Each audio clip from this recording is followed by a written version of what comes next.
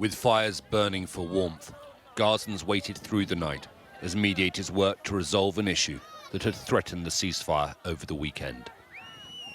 Nearby and in the darkness, Israeli forces started withdrawing from the Netzarim corridor, a passage that has split Gaza in two and that was so strategically important for the IDF campaign in Gaza.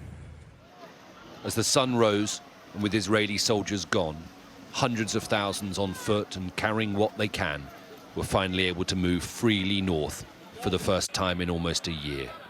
They looked exhausted, but hopeful. I stayed at the checkpoint for more than 6 days in this cold weather, without a blanket or a mattress. I waited for this moment to see my family in North Gaza. For hours, families walked, with the coast on one side and past houses, many totally destroyed, on the other. It was a tide of humanity, returning home. Many thought that this day would never happen.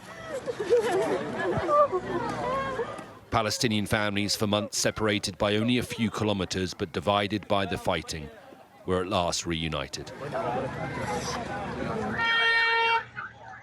Long queues of cars waited to be checked, piled high with mattresses, rugs, tents, you name it. All the possessions they have left, everything they will need to survive, with so many homes left uninhabitable. I want my grandmother, this girl cries. They don't have any food or drink, so I brought her some things, she says. A US private company, using Egyptian personnel, is X-raying and inspecting vehicles as they travel north, making sure no weapons are being smuggled. As part of a new agreement, Hamas has said it will now release 3 Israeli hostages this Thursday, including Arbel Yehud and Agam Berger. And 3 more will be released at the weekend.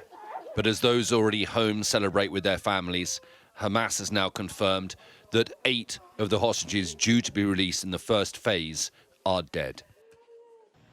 Israeli forces remain in Gaza. Tanks can be seen in the distance. But this is an extraordinary moment in the war and a significant moment for the ceasefire. Some of the Israeli far right have criticized these scenes as total surrender to Hamas, and the images are being celebrated by Palestinians as a victory of survival and a message to President Trump that they won't leave Gaza after he suggested that they should go to Jordan and Egypt. The truce is little more than a week old, and it remains extremely fragile. But now that they have partially pulled back and Gazans are returning home, it'll be much harder for Israel to return to fighting. Alistair Bungle, Sky News, in Jerusalem.